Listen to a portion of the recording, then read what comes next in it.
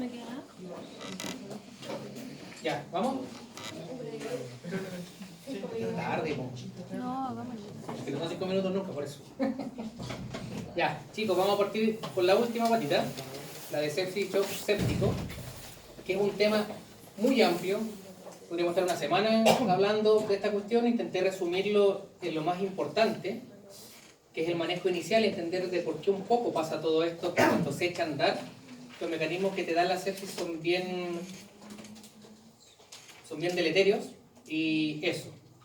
Porque ahí van a ver por qué me enfoqué en eso, porque más que nada lo que te da esto es alguna infección, y cada infección la van pasando en cada tema por separado.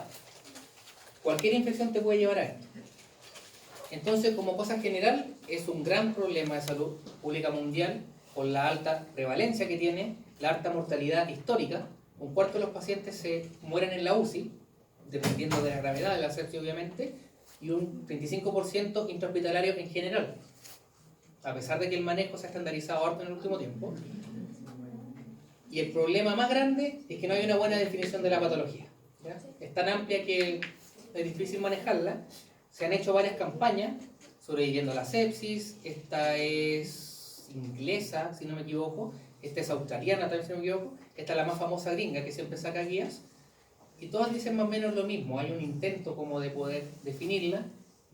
El manejo está bien estandarizado, pero el gran problema en estos pacientes es que no se reconocen a tiempo.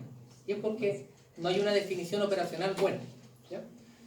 Entre las primeras definiciones, vamos en la tercera definición de sepsis que se ha hecho, la primera y segunda, están estos conceptos que, si bien ya no se usan algunos, siempre es bueno tenerlos en mente porque hablan como de un continuo, ¿ya? La bacteremia, que antiguamente se le decía septicemia, y algunas viejitas aún lo dicen, es la presencia de bacterias en sangre. En el fondo, que tú demuestres que hay bacterias en sangre, eso es bacteremia. La sepsis va a corresponder a un síndrome de respuesta inflamatoria sistémica que uno tiene por la infección, ¿ya? El grado de esta respuesta es el que te va a dar la gravedad de la sepsis, como vamos a ver más adelante. Antiguamente se hablaba que la sepsis era severa o grave si se complicaba con alguna disfunción orgánica, falla renal, compromiso del sensorio, alteraciones a nivel de piel. Y ya cuando caías en shock séptico, es cuando estás con hipotensión inducida por sepsis, que persiste y que no revierte con administración de fluidos, ¿ya? O sea que tienes una vasoplegia importante que no te responde al volumen que tú le pases al paciente. Y ya lo peor es caer en falla orgánica múltiple, y que esa no es exclusiva de la sepsis, es de varias patologías, en que es una disfunción orgánica en que la homeostasis no puede mantenerse sin alguna intervención externa. Y también la describen así como operacionalmente como falla de dos o más sistemas, renal y del sensorio, por ejemplo, una falla hepática y renal. Siempre digo renal porque el riñón es el que siempre se afecta primeramente. ¿Por qué es importante? Como le dije, es un continuo. Sepsis sola, una mortalidad de 10 a un 15%, ¿ya? La definían antiguamente también, perdón, me faltó, de que la sepsis era la síndrome de respuesta inflamatoria sistémica, que tenía sus criterios antiguamente, más sospecha o confirmación de alguna infección, ¿ya? O sea, se subentiende que para tener sepsis hay que tener bacterias, ¿ya? La mortalidad de un día un 15%, en la severa cuando ya tienes falla de algún órgano, 17 un 20%, shock séptico hasta la mitad de los pacientes, falla orgánica no sale, pero son casi todos. Estos eran los criterios antiguos de que se usaban para el SIRS, o síndrome de respuesta inflamatoria sistémica. ¿Por qué los puse? Ya no se usan como en la definición, pero la definición actual es como muy subjetiva, ¿ya? Hay un puntaje que también tiene sus peros, y este es más práctico. Estos son puros valores que tú dices, tiene esto, ojo, ¿ya? ¿Cuáles son? Una temperatura central. El estudio original lo hicieron con un catéter que iba para la cama, me parece, y medía temperatura. No miento, un transductor esofágico que tomaba la temperatura, pero fiebre o hipotermia, que les quede eso en la cabeza, ¿ya?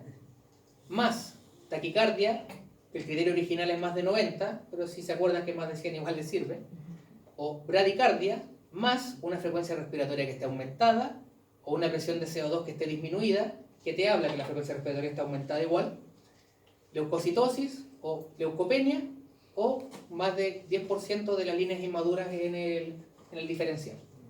O sea, 2 de 4 de estos, si se ponen a pensar, un paciente con neumonía en la urgencia.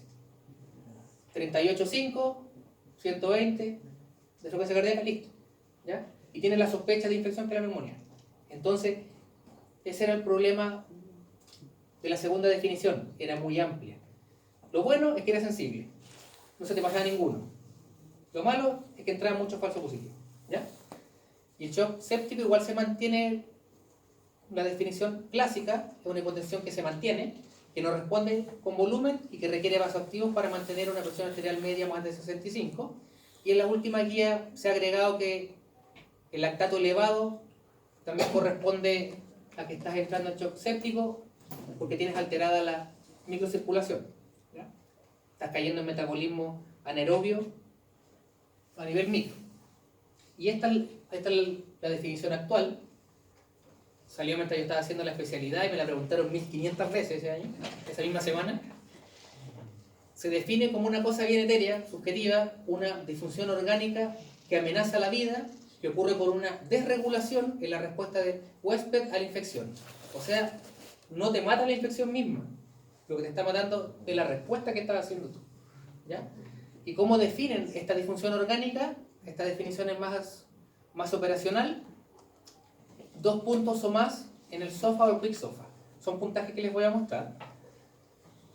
Reconoce mejor, se supone, que el síndrome de respuesta inflamatoria sistémica, los criterios antiguos, a los pacientes en sepsis en la UCI, pero ojo, fuera de la UCI, reconoce la sepsis igual de bien el SIRS o el SOFA.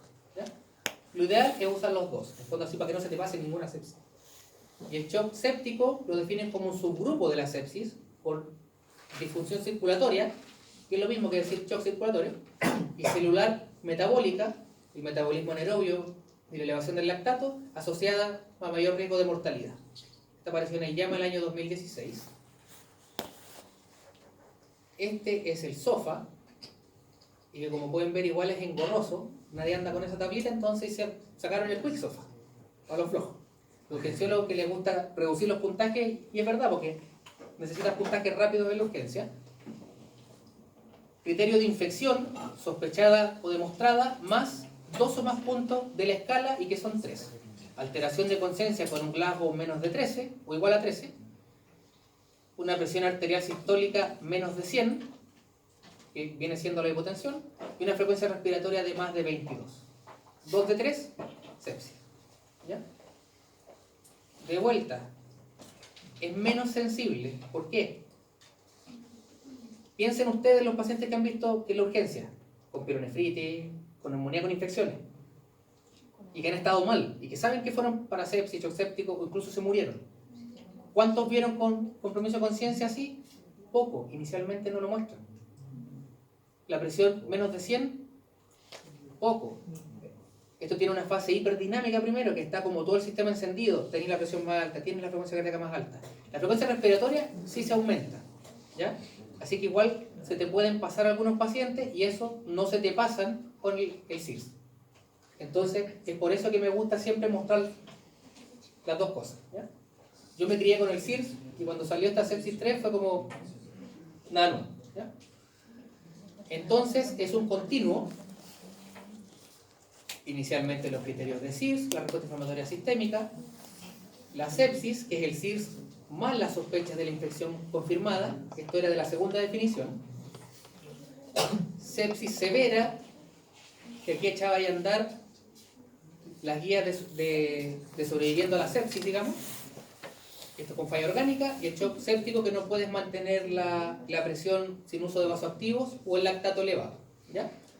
Ahora, lo que hizo la definición nueva es que te sacó el SIRS, te sacó la sepsis severa, y eso está bien más o menos que lo hayan hecho porque le dieron la misma gravedad a la sepsis sin falla orgánica que con falla orgánica. Y eso lo hicieron como más que nada para los médicos en general.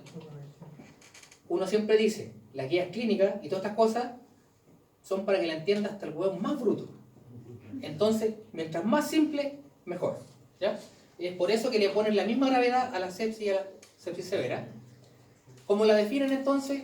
Disfunción orgánica, que amenaza la vida, que se causa por una respuesta desregulada a la infección, con una infección que es sospechada o documentada y con un incremento de 2 o más puntos en el SOFA o 2 de 3 del Quick SOFA, y saben que tiene una mortalidad de 1 en 10. Y ahora no le dicen shock séptico, es la sepsis con hipotensión persistente, requerimiento de vasopresores, lactato elevado, eso se mueren de un 40% para arriba. ¿Ya? La idea es atajar al paciente aquí. Aunque como les dije, como depende de la respuesta inflamatoria del paciente, qué grado de falla orgánica va a ser, muchas veces no puede frenar. Pero hay que tratar obviamente. El problema con sepsis 3 es que se criticó mucho la definición que hicieron, revisaron pura literatura de países de altos ingresos. Y donde más requieres estas guías y donde más se mueren los pacientes son los de bajo ingreso. Entonces, era lo que les decía yo, pacientes comprometidos de conciencia solamente, con hipotensión aislada, tienen infección no complicada con el Quick SOFA. Pero si estáis por una infección comprometida de conciencia o estáis hipotenso, estáis súper mal. ¿Ya? El SOFA se usa en Estados Unidos principalmente, no se usa mucho en otros lados. Esta fue una definición muy gringa, digamos que sacaron muy de ahí, se la publicaron en el JAMA incluso. El Quick SOFA solo se ha validado retrospectivamente. Uno cuando saca un puntaje, lo creas, en base obviamente a estudios y varias cosas, tú eso después tienes que validarlo, ver si efectivamente sirve o no. Lo que hicieron con el Quick SOFA es que vieron si sirve, pero revisando fichas para atrás. ¿Ya? No fue apoyada por el Colegio Americano de Médicos de Urgencia, de urgenciólogos, porque no fueron incluidos para hacer la definición. Obviamente necesitas representantes de las sociedades de urgencia, esa también es de urgencia, y no se pueden bien interpretar los estudios clásicos de sepsis con la definición nueva, porque los estudios antiguos con la definición nueva no son pacientes sépticos. Entonces, ¿con qué evidencia los voy a tratar ahora? No hay. ¿Ya? ¿Por qué eso? Porque la sacaron los mismos. No, por la práctica, mira. A mí en la beca, aquí en el hospital en la UCA en Talca, me la preguntaron, y obviamente, porque estaba estudiando, tenía que saberme la tira apenas salió casi. Pero siempre se discutía eso, y en la práctica uno le ponía ojo a los criterios del CIR, siempre. Y es más que nada para que no se te pasen los pacientes que están sépticos. ¿Ya? Y les voy a dar el tip más importante para él. Entonces, fisiopatológicamente es una respuesta inmune del huésped que da lugar a mecanismos inflamatorios y antiinflamatorios y que van a ser los dos lo que te van a hacer mal. Pueden o no resolver la infección, pero en el intertanto pueden dañar al huésped y también lo que pueden hacer, reparar el tejido dañado. ¿Cuál es el problema? La respuesta inflamatoria, dependiendo de la magnitud, va a resistir la infección, pero de pasada dañar al huésped. Y la respuesta antiinflamatoria va a limitar el daño de la respuesta inflamatoria, ¿ya? Que son idiotas, pero te hace más susceptible a las infecciones si se vuelve muy antiinflamatorio, ¿ya? O sea, tenemos dos caminos que pueden ir mal. La respuesta depende de la genética del individuo, de la infección, qué bicho es, qué tan virulento es, el inóculo, qué tan grave es la cantidad de microorganismo que me infectó, y el lugar de la infección, y hay distintas respuestas también a nivel local del tejido, regional y sistémico. O sea, depende de muchas cosas, ¿ya? Y la composición de la respuesta, si es más inflamatoria o antiinflamatoria, hacia dónde va en el tiempo, si se vuelve más antiinflamatorio o más inflamatorio en el tiempo, y la duración de la respuesta se refleja en el estado del paciente.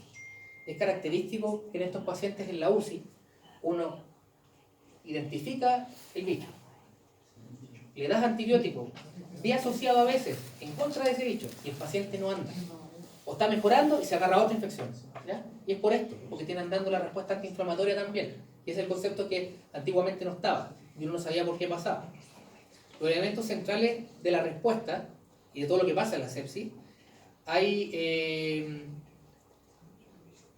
está la inmunidad innata, que es mediada por receptores Toll-like, receptores tipo lectina, cada vez se descubren más receptores nuevos que están programados por genética y por lo que hemos heredado desde el inicio de los tiempos, digamos, a reconocer elementos de patógenos que se han repetido en el tiempo. Es la inmunidad que le pega a todo, ¿ya? Que te reconoce cualquier antígeno de cualquier microorganismo, inician respuesta, todos reconocen elementos del patógeno e inician respuesta inmune a la vez. O sea, es una respuesta inmune que es grande, depende de paciente a paciente, y después que se destruye el microorganismo o las células que están infectadas, digamos, se reconocen moléculas de estas células o partes del microorganismo también y amplifican más la respuesta, ¿ya? De una cascada gigante.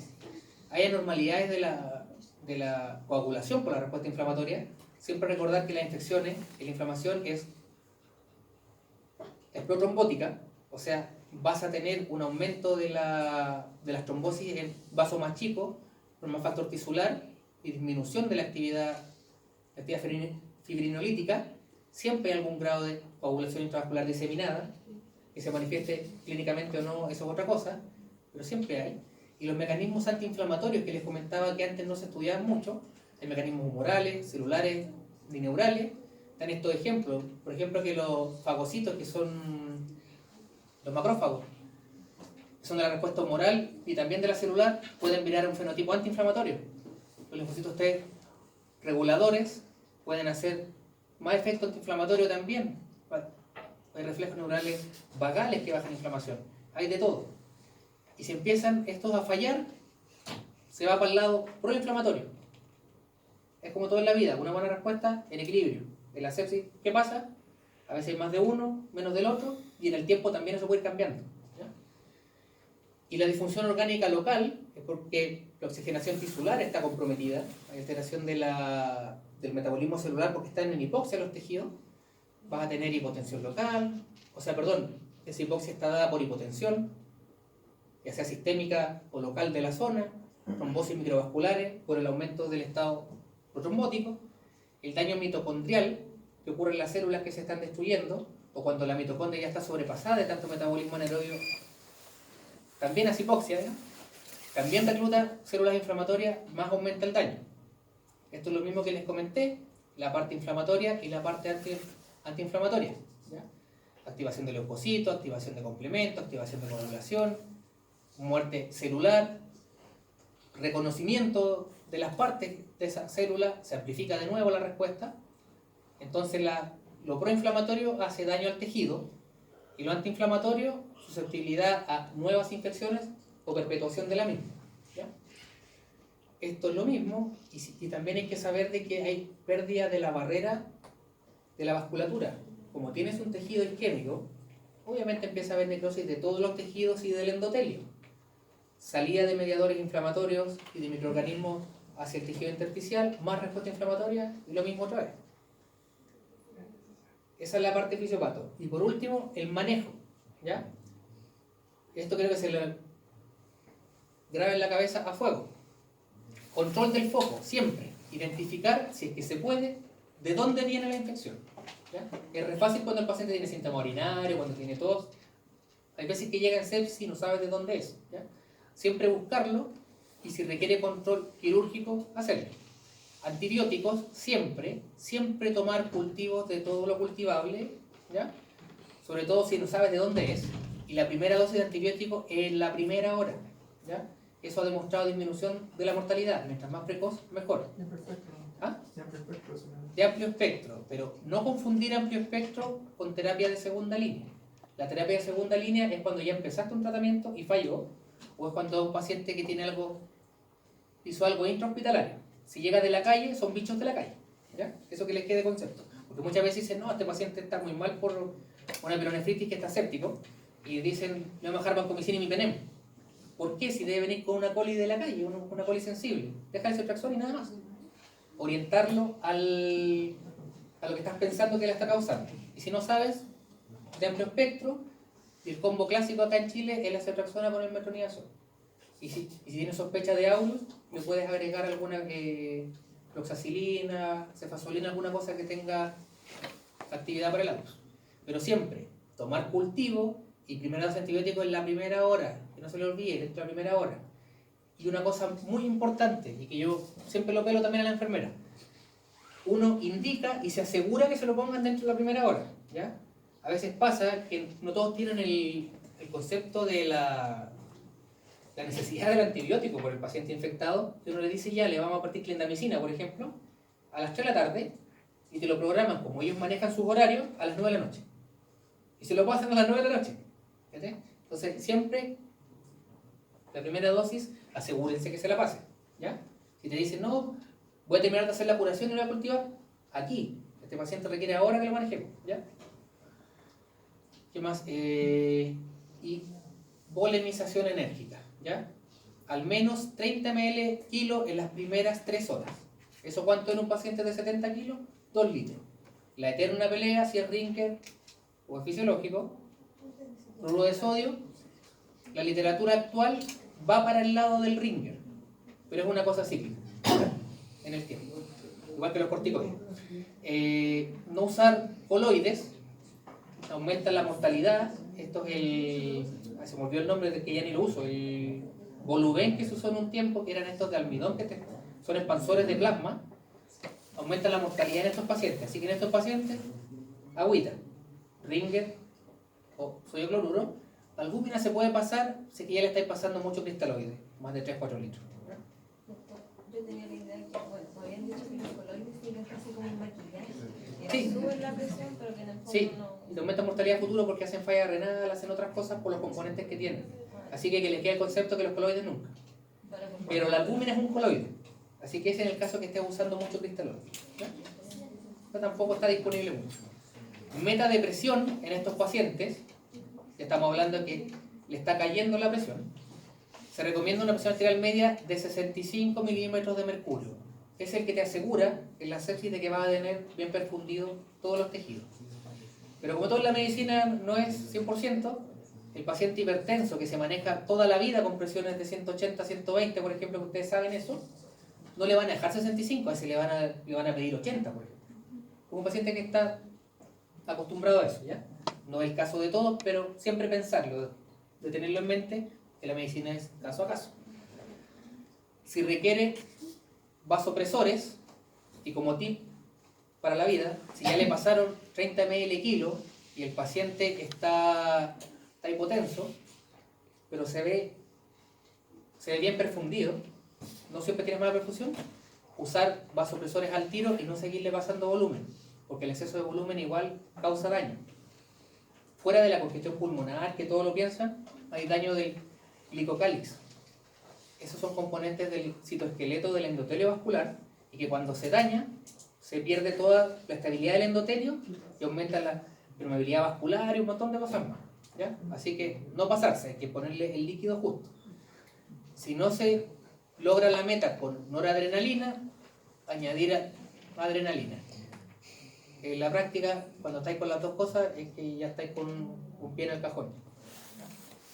Si no se resuelve el shock, ya cae más manejo de UCI, obviamente, hay que buscar otras causas, si hay afectación del corazón, si no está con isquemia cardíaca, estos pacientes te pueden hacer infarto de tipo 2, el infarto por hipoperfusión, no por algún evento coronario, ¿ya? Y estas son otras cosas que más de manejo de UCI, que se usan variables dinámicas sobre estáticas como para ver la respuesta al volumen. No es la presión sola, no es la presión venosa central sola, sino que son cambios en el tiempo, eso quiere decir dinámica. Y seguía la resucitación buscando normalizar el lactato. En el fondo, porque el lactato es el que te habla si está ahí metabolismo anaerobio microvascular o no. Entonces, resumen, chicos, volemizar, cultivos y antibióticos dentro de la primera hora. Chequear el estado de la volemia frecuentemente con las manos y los signos vitales nomás, porque no tenemos nada inicialmente. Los países mejores usan el eco siempre y guiar utilizándolo. ¿Qué más? Obtendremos cultivos rápidamente antes de empezar antibióticos, si es que no retrasan el inicio de los mismos. Si que no hay manera de tomarlo antes de 1 hora, empieza el antibiótico nomás, ¿ya? Antibiótico de amplio espectro, según la sospecha. Si se identifica el patógeno, de escalar. Si estoy usando un esquema muy amplio e identifiqué al patógeno, me bajo un antibiótico que sea sensible. Sin miedo, porque ya está identificado el germen. Y eso se ve diariamente. Todos los días me digo, ¿qué me evita bajarme? ¿Okay? Siempre hay que pensar eso. Duración del tratamiento, 7 a 14 días, es porque usan la procalcitonina para guiarse. En Chile en la práctica 2 semanas, sobre todo si es por audios. Otro, no se recomienda de rutina el uso de corticoides. ¿Por qué corticoides? Uno asume que hay insuficiencia adrenal relativa, les gusta mucho hablar a los intensivistas, y se ve en los pacientes que les pasas harto volumen, está subiendo el vasopresor, los requerimientos, le pones un poco de corticoides y mejoran. Recuerden que los corticoides, una de las funciones que tienen, manejan la sensibilidad a los adrenérgicos de las arterias, ¿ya? Esa es la dosis que recomiendan. Hasta el año pasado era discutible, el año pasado ya empezaron a salir más guías de que sí se use. Y un infectólogo que me pasó esto en el pregrado hablaba siempre, unos años sí, unos años no, unos años sí, unos años no. Dijo que siempre ha sido así, que los corticoides a veces son el diablo y a veces son la salvación. Y bueno, ventilación mecánica, ver la glicemia, el estado nutricional y todo lo demás de ser necesario, eso ya es más de resorte de UCI. Un resumen de las cosas que les dije, lejos es lo más importante: polemizar, cultivar y antibiótico. Si hacen eso, yo feliz. Si no lo hacen, lo voy a buscar y lo voy a pegar, donde estén. ¿Qué más? Estas son las guías de sobreviviendo a la sepsis, que son las que uno más se adhiere. Las últimas son del 2016, si no me equivoco, las mismas. Muchas de estas cosas son de UCI, pero es para que sepan lo que se hace nomás. Y ahí está lo que hablábamos de los coloides, evitar formulaciones del, no recuerdo el nombre en español, pero el coloide, el de almidón. Estas son diferencias entre la campaña de Sobreviviendo a la Sepsis del 2008 y el 2012, de que lo que te cambió es que el antibiótico era en las primeras 6 horas, ahora son 3, e incluso estudios dicen una, y mientras antes mejor, si ese es el concepto. Y dentro de las primeras 3 horas, ya haber decidido si el paciente va a usar vasopresores, si va a ir a la UCI o no, si se va a intubar o no, todo ahí, ¿ya? Lo más importante de las guías está ahí. Todas estas cosas de abajo son de UCI, léanse las primeras, que hablan lo mismo que le he dicho siempre: polemización, cultivo y antibiótico. Y después de la reanimación inicial, de los cultivos del antibiótico, le pasan el gol le hacen el pase al de la UCI, no, ¿ya? Porque no hay mucho más que hacer, uno no tiene más que hacer ahí. Hay que instalarle catéter, medir la presión en tiempo real, medir un venoso central, hay que estarle haciendo ecocardio, hartas cosas más. Me tiene entretenido el manejo para uno, porque para el paciente no. Eso, así no es tan terrible, ¿eh?